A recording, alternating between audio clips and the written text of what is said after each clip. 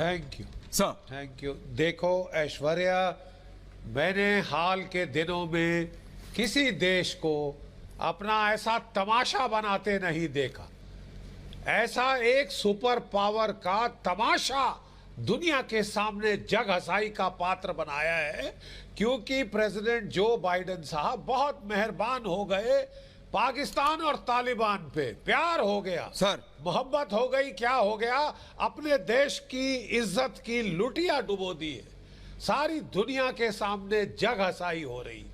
लेकिन मुझे हैरत की बात है, इसको समझ नहीं आ रहा, वो तालिबान पे इतना प्रेम और विश्वास हो गया है।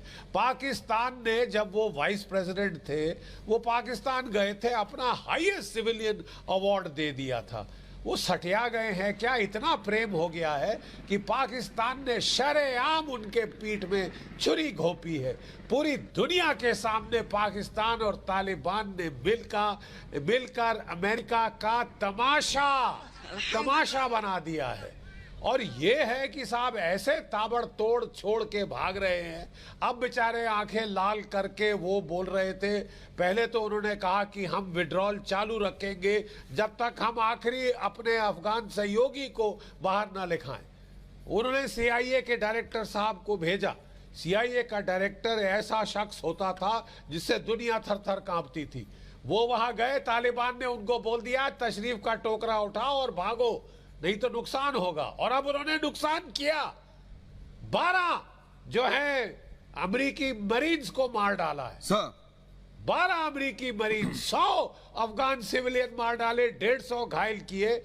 और ये अब जाके कह रहे हैं कि साहब हम बदला लेंगे खुरासान से। तालिबान ने ऐसे नहीं। अरे साहब, ये अटैक किसने किया है? इस अटैक पे पूरा सिग्नेचर तालिबान के हक्कानी ग्रुप का है, जो कि इस तरह की आईडी चलाने में माहिर है। पाकिस्तान आईडी सप्लाई करता है, वो चलाता है। मार डाले 12 अमेरिकी सैनिक। और आप कह रहे हैं कि साहब तालिबान तो हमारे यार दोस्त हैं, पाकिस्तान से बड़ा एलाई कोई नहीं, वो हमको चीन से लड़ने में मदद करेगा, रूस से लड़ने में मदद करेगा। साहब देखिए, आज असलियत कहनी पड़ेगी। एम्बेसडर खलीलजाद साहब ने यह पूरी साजिश रची। उन्होंने सोचा कि हम अपने सारे दुनिया को दुखी करके जाएंगे। हम चीन को दुखी करेंगे तालिबान के जरिए, रूस को, सेंट्रल एशिया को, ईरान को, भारतवर्ष को, सबको दुखी करके जाएंगे। $85 बिलियन के हथियार छोड़ के जा रहे हैं कि तालिबान को तो चलाने आते नहीं, IS उसको बांटेगी तमाम कार्टून नेटवर्क्स के हाथ में। अभी बड़े अच्छे अच्छे अमेरिकी हथियार होंगे।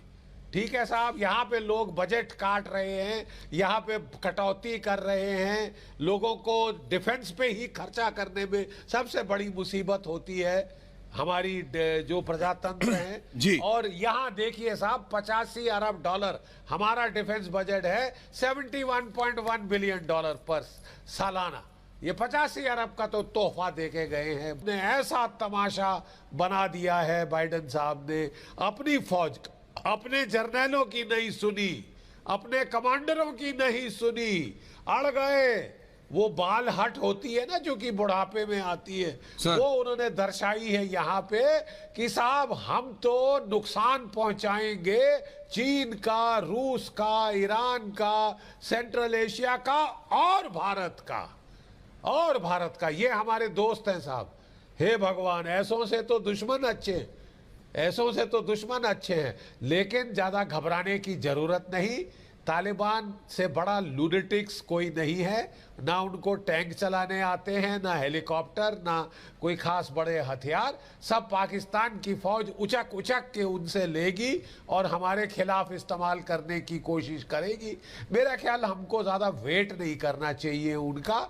पानीपत में नहीं इंतज़ार करना चाहिए कि वहाँ दिल्ली से 150 किलोमीटर आएंगे तो हम लड़ेंगे। अगर आपको पाकिस्तान की फौज सब फसाद की जड़ है, मैं एक बार फिर दोहराता हूं, भारत की फौज को पाकिस्तान की फौज से लड़ने अफगानिस्तान जाने की जरूरत नहीं। पाकिस्तान का ईस्टर्न बॉर्डर हमारे साथ है, लगाओ जोर वहां पे।